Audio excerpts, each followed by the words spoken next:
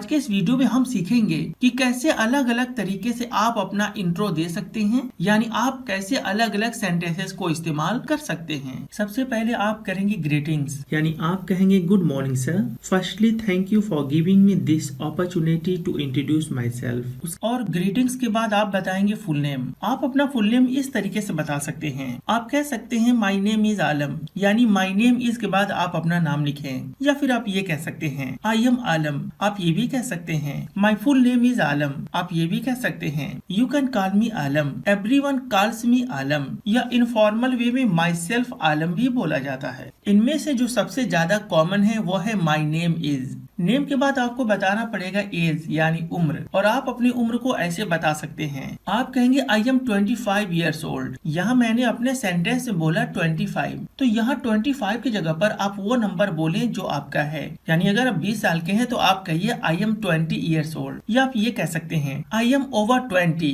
यानी मैं 20 साल से ऊपर का हूँ। या आप ये कह सकते हैं आई एम ऑलमोस्ट 20, मतलब मैं लगभग 20 साल का हूँ। आई एम नियरली 20, यानी करीब करीब मैं 20 साल का हूँ। I am around your age, मैं तकरीबन आपकी उम्र का हूँ। तो आप इतने तरीके से अपनी उम्र को बता सकते हैं। इनमें से जो सबसे ज्यादा कॉमन है वो है आई एम 25 ईयर्स ओल्ड, जो मैंने यहाँ पर लिखा हुआ है। एज के बाद आप बताएंगे प्लेस, यानी जगह का नाम, और जगह का नाम बताने के लिए आप इनमें से कोई एक बोल सकते हैं। आप कह सकते हैं आई एम फ्रॉम इंडिया। यहाँ मैं आपको बता दूं कि कंट्री के नाम से पहले अगर आप सिटी का नाम भी बताना चाहते हैं तो आप ऐसे बोले आई एम फ्रॉम इंडिया, यानी सबसे पहले आप लिखिए सिटी का नाम, उसके बाद आपको कॉमा देना पड़ेगा, फिर आप लिखिए कंट्री का नाम। आप ये भी कह सकते हैं I hail from India, I come from India, my home town is India, I originally from India.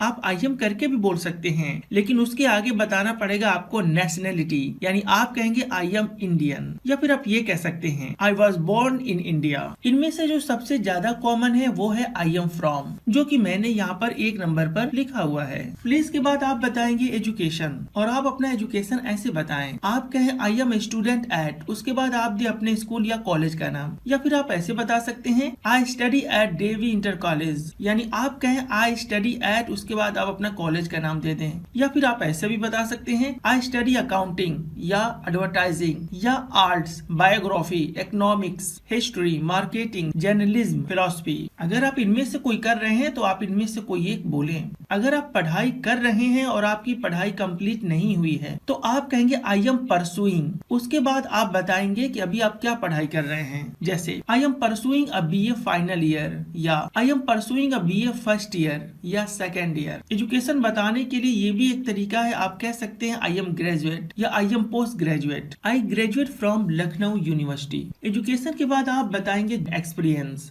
कि आपने कहीं काम किया है या नहीं। अगर किया है तो आपका एक्सपीरियंस क्या है।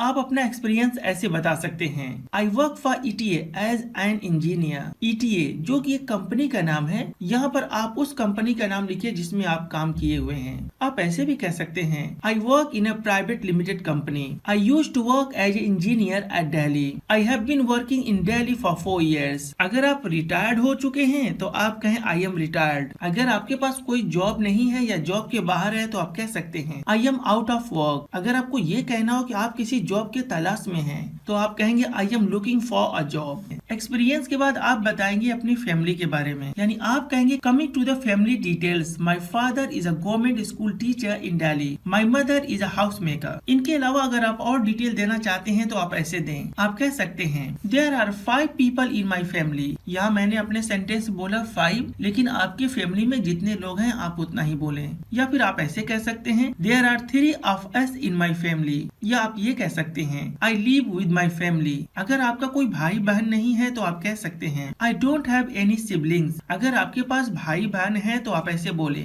I have 2 brothers and 3 sisters। Family के बाद आप बताएंगे हॉबीज, यानी आपका शौक क्या है, और आप अपना हॉबीज ऐसे बता सकते हैं one of my hobbies is reading, painting, drawing, playing computer game, surfing internet, collecting stamps और coin, going to the cinema. Cinema, playing with friends, chatting with best friends, listening to music, shopping, singing, dancing, hiking, travelling. यानी जो आपका hobbies है आप उसे बताएं। जैसा कि मैंने यहाँ पर लिखा हुआ है, my hobbies are listening music and watching movie. Hobby के बाद आप बताएंगे स्ट्रेंथ, और आप अपने स्ट्रेंथ को ऐसे बता सकते हैं। आप कह सकते हैं I M honest, I am respectful, यानी मैं सभ्य इंसान हूँ। आई एम पेशेंट, यानी मैं सब्रमंद इंसान हूँ। पेशेंट का एक मतलब मरीज भी होता है, लेकिन यहाँ पेशेंट का मतलब है सब्रमंद। आई एम फ्लेक्सिबल, यानी मैं सख्त इंसान नहीं हूँ। आप ये कह सकते हैं आई एम क्रिएटिव, या आई एम डिटरमाइंड, या आई एम एक्शन ओरिएंटेड। ये आपका स्ट्रेंथ है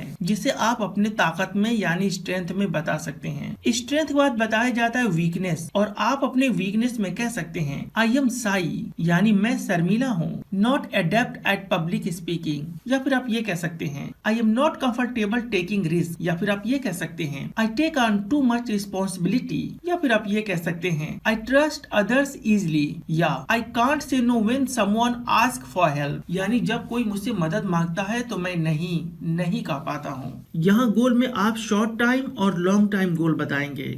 जैसे my short time goal is I get a job in a reputed company, my long time goal is a good position in our company. तो यहाँ आपने देखा कि पहले मैंने अपना शॉर्ट टाइम गोल बताया, उसके बाद मैंने अपना लॉन्ग टाइम गोल बताया, और फिर आखिर में आप कहेंगे that's all about me sir. और इस तरीके से आपने एक शानदार इंट्रोडक्शन दिया।